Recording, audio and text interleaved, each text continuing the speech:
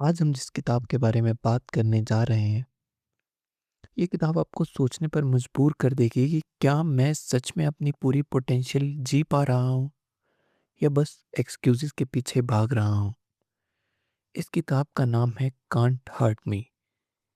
ये किताब आपको अनकंफर्टेबल करेगी।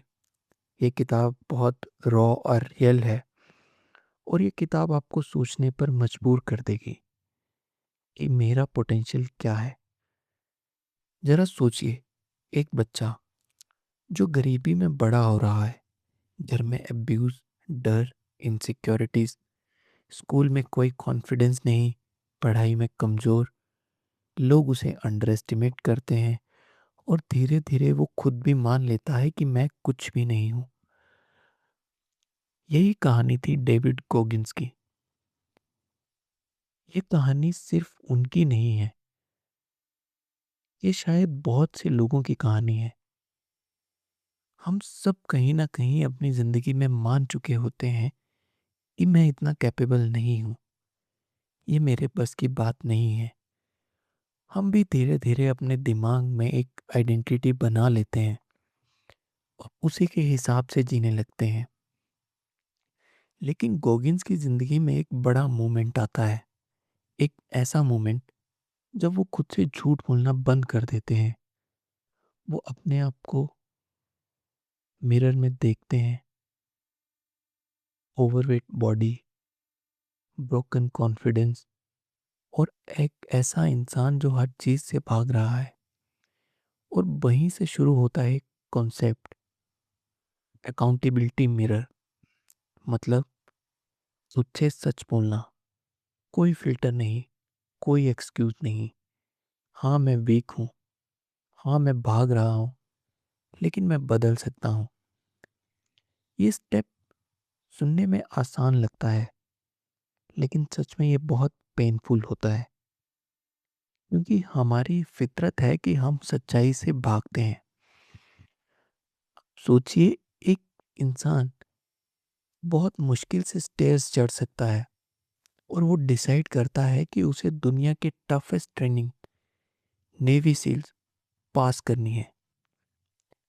सुनने में नामुमकिन सा लगता है, लेकिन यहीं से शुरुआत होती है असली कहानी की।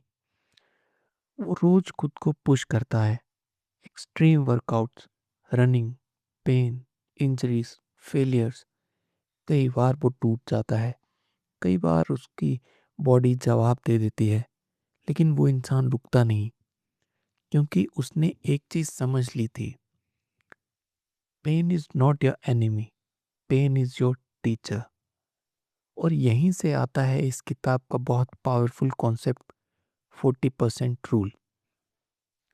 गोगिन्स हमें बताते हैं कि जब आपको लगता है कि अब मुझसे नहीं हो पाएगा, जब आपका दिमाग कहता है कि बस अब रुक जाओ, उस मोमेंट पर आप अपनी सिर्फ 40% कैपेसिटी यूज कर रहे होते हैं।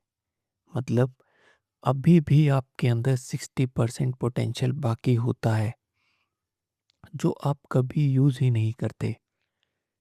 अब जरा सोचिए, हम कितनी जल्दी हार मान लेते हैं।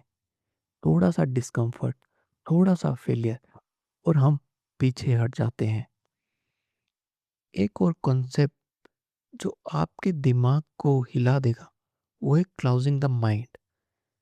जैसे मेहनत करने से हाथों पर छाले पड़ जाते हैं और वो स्ट्रांग बन जाते हैं, वैसे ही दिमाग को भी टफ बनाया जा सकता है। लेकिन कैसे? कंफर्ट से नहीं, पेन से, स्ट्रगल से और डिस्कम्फर्ट से। जब आप बार बार खुद को ऐसी सिचुएशन में डालते हैं जो अनकंफर्टेबल है, आपका माइंड धीरे धीरे स्ट्रांग होने लगता है और जो चीज़ें पहले इम्पॉसिबल लगती थी वो धीरे धीरे नॉर्मल लगने लगती हैं। अभी आप मुझसे सवाल पूछिए, क्या मैंने अपनी ज़िंदगी में जानबूझकर डिस्कम्फर्ट चूज़ किया या मैंने हमेशा इजी रास्ता चुना? क्योंकि सच ये है कि ग्रोथ कभी भी कंफर्ट जोन से नहीं आती। हम सब सेफ खेलते हैं, रिस्क नहीं लेते और फिर कंप्लेन करते हैं कि लाइफ चेंज नहीं हो रही। गोगिन्स एक और कॉन्सेप्ट बताते हैं जो है टॉकिंग सोल्स। मतलब इतना हार्डवर्क करना, इतनी कंसिस्टेंसी दिखाना कि सामने वाला मेंटली हार मान ले। लेकिन ये सिर्फ दूसरों के लिए नहीं है, ये खुद को प्रूव करने का तरीका है कि मैं वो कर सकता हूँ जो मैंने कभी सोचा था। और धीरे धीरे एक ऐसा इंसान बनना जो इम्पॉसिबल को अचीव कर ले, जैसे गोगिंस ने किया, नेवी सील्स बनकर, अल्ट्रा मैराथन दौड़कर और नए रिकॉर्ड्स बनाकर।